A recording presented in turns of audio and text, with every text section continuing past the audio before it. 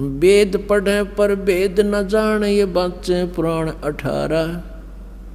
जड़ को अंधे पत्ते खुआवे, ये भूल गए सिरजनहारा। तो जिस कारण से इस काल ने हमें यहाँ गुमराह किया हुआ है, उस अज्ञान को हटाने के लिए परमेश्वर स्वयं आते हैं, अपनी प्यारी आत्माओं को ये ज्ञान बताते हैं, जन्म मृत्यु से छुटकारा पाने का विधान बताते हैं।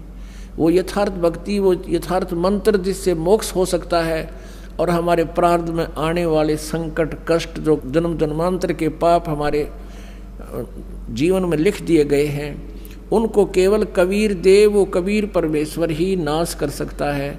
जैसे पुण्य से सुख होता है, पाप से कष्ट होता है, दुख होता है। जब तक हमारा पाप नहीं कटेगा हम सुखी नहीं हो सकते। तो उस पाप को काटने वाले केवल कबीर गॉड है, कबीर जी परमेश्वर जी ही वो है। अन्य कोई प्रारब्ध के किसी भी पाप का या किसी भी पाप का और प्रारब्ध के कष्ट का निवारण नाश नहीं कर सकता, केवल कबीर देव कर सकता है। अपुणात्माओं, किसी के पैर में कांटा लग गया हो और ये अज्ञानी ऋषि महर्षि क्या कहा करते थे, जैसे कोई संकट निवारण करने के लिए ऋषि महर्षि संतों के पास जाते थे। प्रथम तो वो जंतर मंत्र बताते थे, ऐसा कर ले, ऐसा जाप कर, इतना 1000 जाप ये कर ले, 11,000 गायत्री जाप कर ले, क्या 1100 रुपये का ये भंडारा करवा दे। सब कुछ कराने के उपरांत भी कोई लाभ नहीं होता था। तो वे क्या कहते थे, वो अज्ञानी और वेद ज्ञानहीन ऋषि महर्षि गुरु ब्राह्मण, कि ये तुम्हारे प्रारब्ध का कष्ट है, तुम्हें भोगना ही पड़ेगा। उदाहरण देते थे, श्री कृष्ण जी ने श्री राम रूप में सुग्रीव के भाई को मारा था, बाली को धोखा देकर वृक्ष की ओट लेकर। वो उसके प्रारब्ध में लिखा गया था। उस प्रारब्ध के कर्म का भोग श्री कृष्ण रूप में विष्णु जी ने भोगना पड़ा। फिर हम चुप हो जाते थे, हमारे पास तर्क नहीं था, तर्क की गुंजाइश नहीं थी, लेकिन आत्मा में हार नहीं थी। हम ये सोचते थे कि नहीं, भगवान ऐसी कोई शक्ति है जो हमें लाभ अवश्य देगा, क्योंकि आत्मा परमात्मा से परिचित है कि वो परम शक्ति है। लेकिन अज्ञान ने इसके ऊपर इतने आवरण छा दिया कि ये विश्वास नहीं कर पाती, और लेकिन ये रुक भी नहीं पाती। और जिस कारण से ये कभी किता झाड़े लाने वालों के पास, किता को भूत प्रेतों के जंतर मंत्र करणियों के पास, किसी ऋषि महर्षियों के पास, या किसी मंदिर और मस्जिद गुरुद्वारों में जा जाके अपनी मन्नतें मांगते हैं, और आखिर में ज्यों के त्यों ही रह जाती हैं। क्योंकि वहाँ वो विधान, वो सिद्धांत नहीं है, वो मंत्र नहीं है जिससे प्रारब्ध का नाश हो सके। तो एक आम विधान बन गया, सभी ने ये फाइनल कर दिया कि लिखे हुए कर्म का भोग तब भोगना ही पड़ेगा। पाप नाश नहीं हो सकते, पाप कट नहीं सकते, और पाप कटे बिना सुख नहीं हो सकता। जैसे किसी के पैर में कांटा लगा हो और वो किसी से बताए कि मेरा पैर में दर्द बहुत हो रहा है, उसने पैर को धो साफ करके बता दिया कि तेरे पैर में कांटा लगा है, और वो व्यक्ति यूँ कहे, ये वो जो बताने वाला कि कांटा लगा है, और वो ये कहे कि कांटा तो निकलेगा नहीं, अब जूते पहन ले, भविष्य में कांटा नहीं लगेगा। कांटा लगे पैर में जूता पहना नहीं जा सकता, कांटा निकले पीड़ा कम हो। फिर इस डर से जूता पहनेगा वो प्राणी के हे भगवान कहीं फिर कांटा ना लग जाए, उसकी पीड़ा बहुत होती है। तो ऐसे ही जो व्यक्ति ये कहते हैं, पहले तो जंतर मंत्र बताते हैं वो संत गुरु ऋषि महर्षि, और फिर उनसे कोई लाभ नहीं होता है तो कह देते हैं कि ये तुम्हारे प्रारब्ध का कष्ट है, ये तो तुमने भोगना ही पड़ेगा, ये तो आजीवन भोगना पड़ेगा, और भगवान की भक्ति कर ले, भविष्य में दुख नहीं होगा।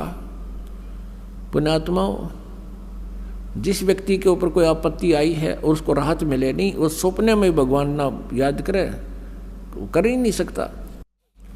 अब वो पाप रूपी कांटा निकले जिससे पीड़ा टेंशन हो रही है, और फिर वो व्यक्ति भक्ति करे इस डर से राम नाम का जूता पहनेगा, हे भगवान कहीं फिर बिजली ना गिर जा। इस डर से, इस भय से फिर वो सदा भक्ति करेगा, मर्यादा में रहेगा, क्योंकि उसने आपत्ति को झेल कर देख लिया उसमें कितनी पीड़ाएं होती हैं। और कोई ये कहे कि ये तो कष्ट बना ही रहेगा, आगे भक्ति कर ले, वो सपने में भी नहीं कर सकता भक्ति। ऐसे तो नास्तिक हो गए, पूरा चीन नास्तिक हो गया, जिसमें विश्व की आधी के लगभग जो है जनसंख्या है, और पूरा रूस नास्तिक हो गया। जो पहले सब आस्तिक थे, महात्मा बुद्ध को माना करते थे, उनको महात्मा मानकर, संत मानकर उनकी शिक्षाओं को ग्रहण किया उनके पूर्वजों ने, लेकिन आध्यात्मिक लाभ नहीं मिला। औपचारिक ज्ञान जो महात्मा बुद्ध ने बताए तो आम माता पिता अपने बच्चों को बता देता है, लेकिन जब तक उसके पास समाधान नहीं है, परमात्मा का सहयोग साथ नहीं है, और वो मंत्र नहीं जिसे पाप नाश हो, जीव परमात्मा को नहीं मान सकता। और काल यही चाहता है कि नास्तिक हो जाए, कलयुग में विशेषकर, उससे पहले कोई नास्तिक नहीं था। द्वापर तक आप देख लो, सब इतिहास है, चारों वर्ण भक्ति किया करते थे, परमात्मा से डरते थे, आसरा रखते थे भगवान पर।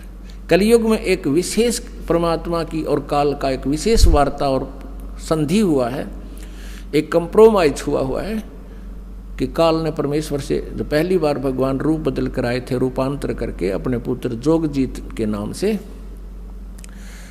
तो काल ने कहा था भगवान 3 युगों में जीव कम ले जाना, और कलयुग में जब चौथा युग आवे उस कलयुग में आप कितने ही जीव निकाल ले जाना। तो काल ने ये सोच रखा था कि कलयुग में इनको ऐसा बना दूंगा, सतयुग त्रेता द्वापर में इनके पुण्य रहेंगे, और कलयुग में वो पुण्यहीन हो जाएंगे, और अन्य ना जाने कितने पंथ बना दूंगा, ना जाने कितने धर्म बना दूंगा, और इनको नास्तिक कर दूंगा। और आज उसने वो सब काम कर रखे हैं। तो परमेश्वर ने कहा था कि ठीक है, सतयुग त्रेता द्वापर में कम जीव ले जाऊंगा, और चौथा युग में मैं आप देख लूंगा तेरे को।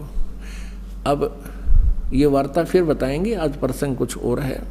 अब कहने का भाव ये है कि जब तक हमारा पाप नाश नहीं होगा, कांटा नहीं निकलेगा, तो पीड़ा मिटे नहीं, और पीड़ा नहीं मिटेगी तो जूता पहना नहीं जा सकता।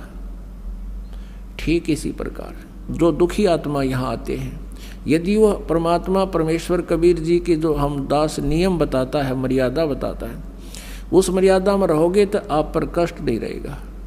आप ये सोच कर आते हो कि आज ही जादू मंत्र जंत्र कर दे गुरुजी और फिर हम अपना राज्य गुरुजी अपने, नहीं, ये काम हम नहीं करेंगे। परमात्मा का उद्देश्य है कि तुम यहाँ आओ, इस ज्ञान से परिचित हो, कुछ ऐसी राहत तो आपको प्रथम दिन ही मिल जाएगी जो सच्चे दिल तक रोकर यहाँ समर्पित होगा। समर्पित का अर्थ है कि हम जो भी मार्गदर्शन आपको करें, भाई बीड़ी शराब मांस तम्बाकू नहीं पीनी है, अन्य किसी देवी देवता की भक्ति जो तुम पहले करते थे वो नहीं करनी है, इन सभी मर्यादाओं को जो हृदय से मानकर समर्पित होता है, उसी दिन से राहत शुरू हो जाती है।